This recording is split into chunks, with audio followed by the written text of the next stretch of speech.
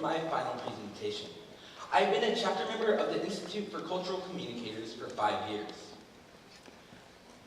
My training has allowed me to present on numerous platforms and talk on a variety of subjects. But more importantly, it's prepared me as a cultural communicator by building my faith, developing my leadership skills, and developing strong friendships with some amazing people. My journey with the Institute began 7 years ago, when my mom signed me up to be a part of a Communicators for Christ conference.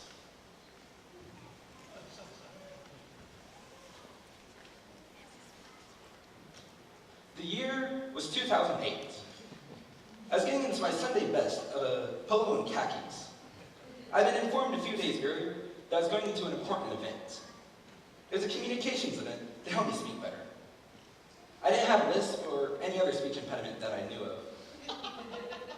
But what I did know is that I didn't like waking up early, putting on nice clothes, and getting in the car to go. It would be an adventure I would never forget. Because only 2 years later, my mom would sign me up to be part of Mrs. Kirkwood's chapter, Vocally Yours. To me, it was that event I would go to twice a month to put on nice clothes and present a speech, while everyone else would not be dressed up. My viewpoint of the speech group of ICC would soon change, but not immediately. When I joined your chapter, I was given my first portfolio. It had 3 speeches in it, and I thought if I was able to get through those, I would be done and never have to come back. Well, that didn't really work out for me, because little to my knowledge, I'd have 7 more speeches and 2 more portfolios to go. I'd like you all to look on someone on either side of you and tell them your name. You know my name and I call. Thanks, Carl.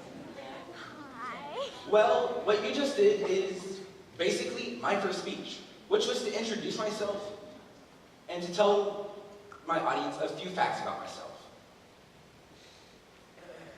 In chapter, we call this speech, Hello, My Name Is, and it's to be presented in chapter only, so I was kind of okay with this first presentation. My next speech was my favorite Bible verse, was to be presented on one community platform. So I chose my youth group. This speech was hard for me because at the time I had some anger issues, and I chose a verse that helped me with that.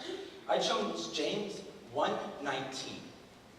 My dear brothers and sisters, take note of this. Be quick to listen, slow to speak, and slow to become angry.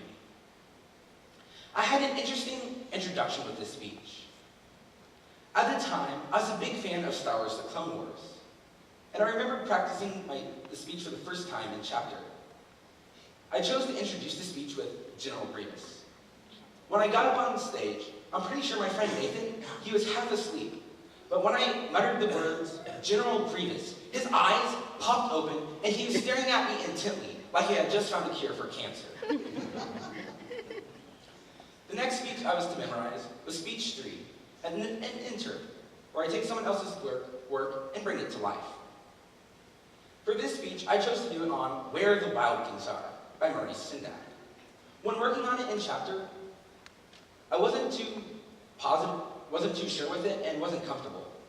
Shortly after memorizing it, I went to my first big event, the Ignite Winter Advance.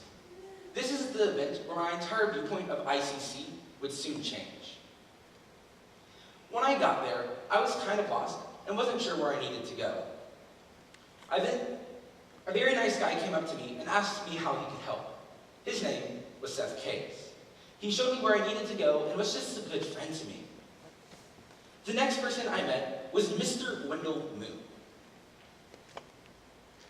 The first round of tournament had happened, and I didn't do too well with my presentation. I wasn't comfortable with it, and I left Tic Tacs in my pockets. So I go up to him. Someone told me to go ask him for help. So I went up to Mr. Wendell and asked him how to do a wild rumpus. He asked me to show him what I'd done a little bit earlier in the day, and I did, and he then thought for a moment. He then burst out into a truly wild rumpus. His arms and legs were flailing about. He was jumping down and spinning in circles, making the most racket I have ever heard. He then asked me to do that. I looked around to make sure no one was looking our way, and then did the wild rumpus. When the next round of tournament came, I got to the part with wild rumpus, stopped, and said with a huge grin on my face, "Wendell taught me this," and then did an amazing wild rumpus, which went something like this. "And now," cried Max, "let the wild rumpus begin." Hey, Harvey. Woo. "Now stop," Max said, and he sent the wild things off to bed without their supper. That experience taught me two things. One, to not think about yourself, but to think about your audience. And two,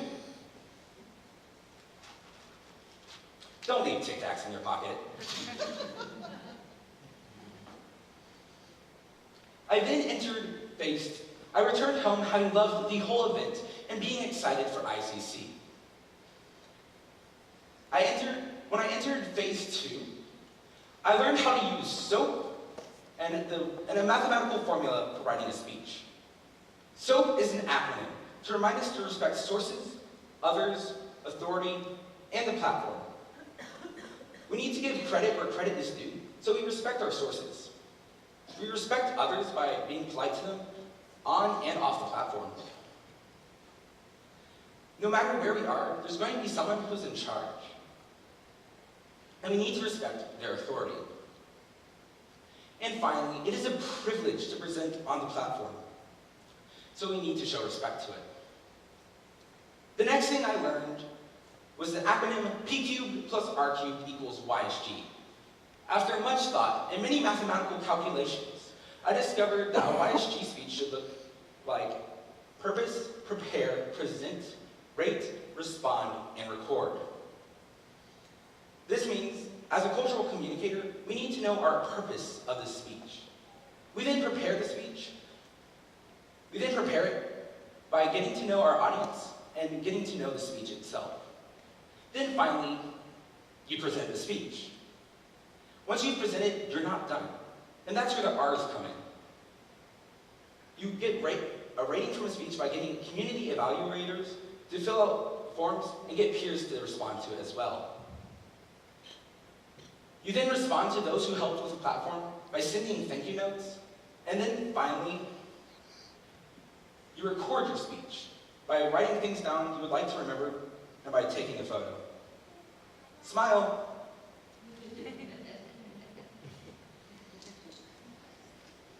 When I entered the next speech I worked on, speech number 4,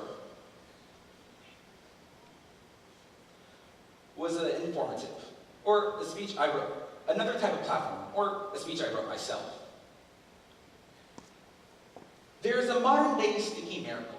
It has been in wars and waters, and has even gone to the moon. Everyone has it in their house, or should be. It is pronounced duct tape with a K, but its real name is duct tape with a T. The reason I call it a sticky miracle is because you can do almost anything with it. In World War II, the sticky stuff was made to waterproof ammunition cases. Later on in the war, it was used for heating and air conditioning ductwork. After, it was changed from army green to silver to match the ducts, and its name was changed to duct tape.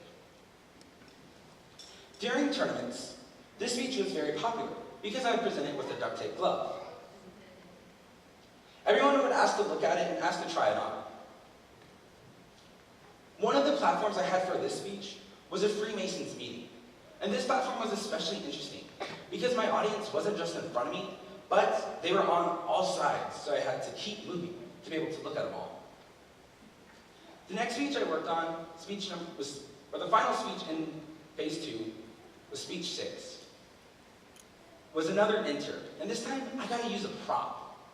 After many hours of reading children's stories and going over 20 books, I decided to do it on Did I Ever Tell You How Lucky You Are by Dr. Seuss. My prop of choice a stool. I was able to use my stool in many different formats. I was able to use it as a ladder, a chair, a lawnmower, and a thorn defibrillator. Suppose, just suppose, you're a poor Herbie Hart who's taken his thorn defibrillator apart. He will never get it together, I'm sure. He never will know if the gick or the gore fits into the struts, or the schnuts, or the snore. Yes, Becky, you're lucky indeed you're not poor Herbie Hart, who's taken his thorn defibrillator apart. During one of our end-of-the-year parties, I decided to do a pirate-themed variant of this speech.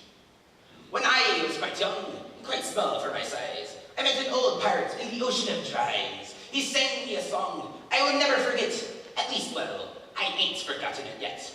Captain Seuss tells the story without flaw or mar. When he wrote, did I ever tell thee how lucky we are?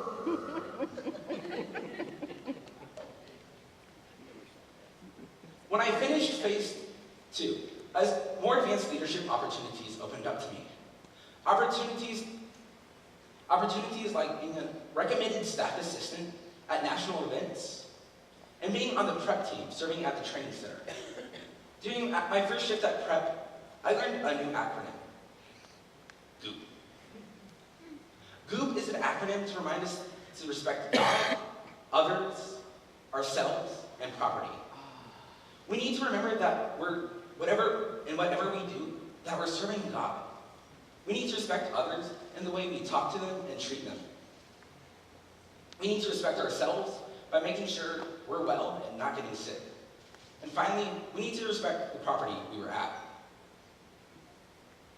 When I entered phase 3, I did my favorite type of speech, a thematic religious reading, or a TRR.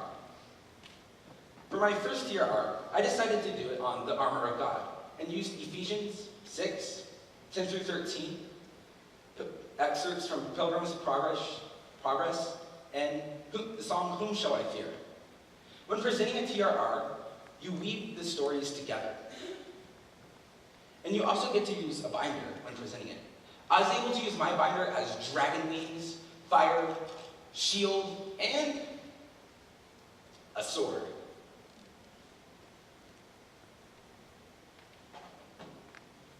The next speech I worked on was speech 8. And speech 8 was current events and 2 sides of an issue. I decided to do mine on creation versus evolution. I got the idea after taking an apologetics course from my friend, John McLean. During lunch, we talked about different evolutionary theories, and he mentioned the multiverse theory. That night, my brain was thinking about an entire multiverse theory of evolution versus the creation account we find in Genesis speech, which later evolved into creation versus evolution. For speech 9, I used to ask and receive feedback on what types of speeches I did well. After talking with many coaches, I was advised to do another thematic religious reading. I chose to do mine on the topic, the price of sin. A great crowd of people were standing around the stone table, and though the moon was shining, many carried torches which burned with evil-looking red flames and black smoke. Cruels, hags, rakes, and whores, and standing by the table was the witch herself. The fool has come! Bind him fast! The hags made a dart at Aslan and shrieked in triumph when they found he made no resistance at all. Then others rushed in to roll the huge lion over onto his back and tied his 4 paws together. Why? He's only a great cat after all, cried one. Is that what we were afraid of? Said another. How many minutes did we got today, cat? After he had been crucified, they divided up his clothes among them by casting lots. They sat down and kept watch over him there. Above his head, they placed the written charge against him. This is Jesus, King of the Jews. And finally, We are here. We are here for my final presentation in the Young Speakers Guild. After 5 years and over 100 platforms, I will finally be inducted. Many new leadership opportunities will open up to me. Opportunities such as going across seas to Singapore as an impact instructor, being a student instructor here in the States, being on the National Student Leader Council or the Area Student Leader Council, and even the possibility of being a traveling intern. I can't wait to see what the Lord has in store for me.